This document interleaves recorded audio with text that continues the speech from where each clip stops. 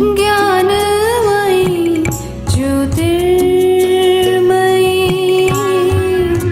मरियम तू दयामयी मरियम तू दयामयी मरियम तू दयामयी.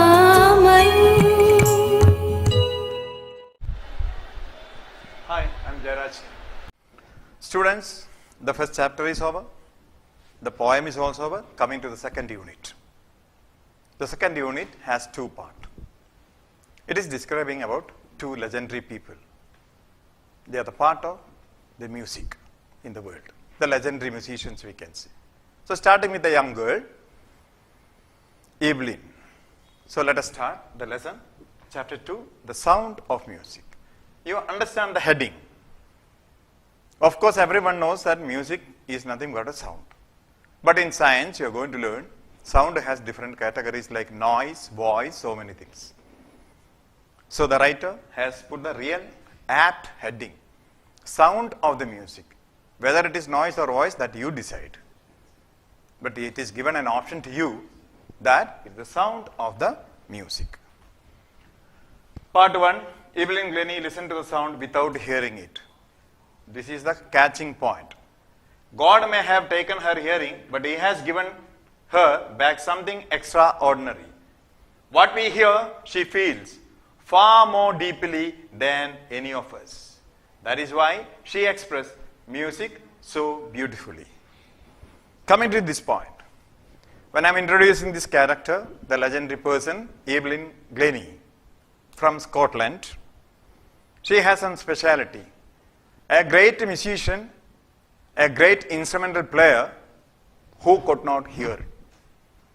Can you imagine that? A person who cannot hear becomes a legendary musician in the world. And not at the age of 80 or 60 or 50, at the age of 14. At the age of 14, one of the prestigious institute in the world called Royal Academy of Music in London, she became the best performer. Can you believe that? A girl like you, a child like you, is becoming world famous and entering such a big campus where even I will be frightened to enter because the campus looks so prestigious and dignified. There, she becomes a topper in the audition. And that too, a girl who cannot hear. That is important. That is why one of the famous percussionists, one of the famous instrumental player, wrote a comment. The God would have taken her ears, but something extraordinary is given to her. She can feel everything. She can feel the music. That is why she is able to express everything so smoothly. Something extraordinary. Usually people say about the handicapped. When something is lost, the other part of the body became more vibrant, more energetic. I think the same thing happens here. So let us go through her life biography in short to understand for you what exactly she did, how and when. Rush hour crowd jostled for position on the underground train platform. A slight girl, looking younger than her 17 years, was nervous yet excited as she felt the vibrations of approaching train. Here the meaning, jostle is given push roughly. That means a day is always very fast. All are busy to go to their respective institutions. You are coming to school, somehow finishing the time, 1:30, leaving back. Your parents are going at 9 or 10 to the office. By 5 o'clock, they are also in a hurry to go away. So it becomes crowded in the morning around 10, and it becomes crowded in evening 5 to 6 for them to go back, maybe by their own vehicles or by other public services like buses, trains, or even metros. So this is taking place, this story is taking place in London, where the metro is already existing. So the rush hour crowd jostled for the position on the underground train platform. The metro station is underground. There people are pushing each other such a way that to get a position so that when the train comes, they can get in, go. They are in a hurry somehow to reach their house. Somehow to reach there in the home. There, one slight girl, comparatively lean girl, even though she is 17, she doesn't look 17, is much excited. It is not in the evening, it is in the morning. She is much excited and she is just feeling the train is approaching towards the platform. That vibration she could feel and she is excited. Why she is excited? It was her first day at the prestigious Royal Academy of Music in London and daunting enough for any teenager fresh from a Scottish farm. But this aspiring musician faced a bigger challenge than the most. She was profoundly deaf. I will explain this word profoundly. Profoundly means strongly. Profoundly means very strongly, very clearly, exactly. So many meanings. So here the meaning is strongly deaf, clearly deaf. So I am telling about the paragraph. In this girl's first day was that. She is coming from a place called Scotland, and that too not a city girl. She is a village girl. For a village girl to come to a big city called London and catching a metro train and going the prestigious institution like this, Royal Academy of Music, is a very, very challenging thing. That is why it is said, and daunting enough for any teenager. It is frightening because she is going to a very big institution and she is a very young teenager. She is trying to go to the Royal Academy of Music in London, so that she was excited, at the same time she was frightened also. And she is coming from Scotland village girl. And the biggest problem with her is that she is going to a music institution where she can't even hear anything from others. She has to communicate, she has to perform, she has to do a lot of things in a music college. There, she is totally deaf, young, first time, going to the biggest institution in the world. Altogether, she was excited, at same time, she was frightened because of her age and inexperience. Evelyn Glennie's loss of hearing had been gradual. Her mother remembers noticing something was wrong when the 8-year-old Evelyn was waiting to play the piano. They called her name and she didn't move. I suddenly realized she hadn't heard, says Isabel Glennie. Isabel is the mother. So the mother is saying, when Glennie was 8-year-old, she was just 8-year-old, I noticed something. Up to 8-year-old, she was all right. She was a normal kid. She was hearing, she was learning everything. In the school when the piano competition took place, somehow the teacher called, Evelyn is not moving.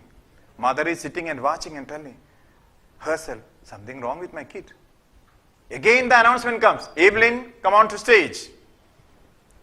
No movement at all. That time, Isabel Glennie noticed, Evelyn is having something wrong. Something is wrong with her.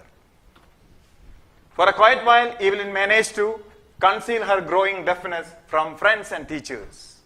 Conceal. Conceal means hide. Once again I am telling, conceal means hide. So what did she do? She tried to hide her deafness from friends and other people. So for a quiet while, Evelyn managed to conceal her growing deafness from friends and teachers. But by the time she was 11, her marks had deteriorated and her headmistress urged her parents to take her as a specialist. It was then discovered that her hearing was severely impaired as a result of gradual nerve damage. This is what has happened to her. At the age of, she started getting some problem with the nerve. She started losing her hearing capacity, which her mother noticed, but due to the social problem, the dignity, the prestige, they tried to hide that. But 3 years only they could hide, because she started losing all the educational qualifications. Mean educational quality of hearing, learning, understanding and writing the exam. Her marks started deteriorating. Deteriorating is went down in quality. I have written that. Same way, impaired, weakened. By 3 years of hiding and keeping this deafness away from other people, friends, society, she started losing this, not only in her quality of life, but also in the quality of education.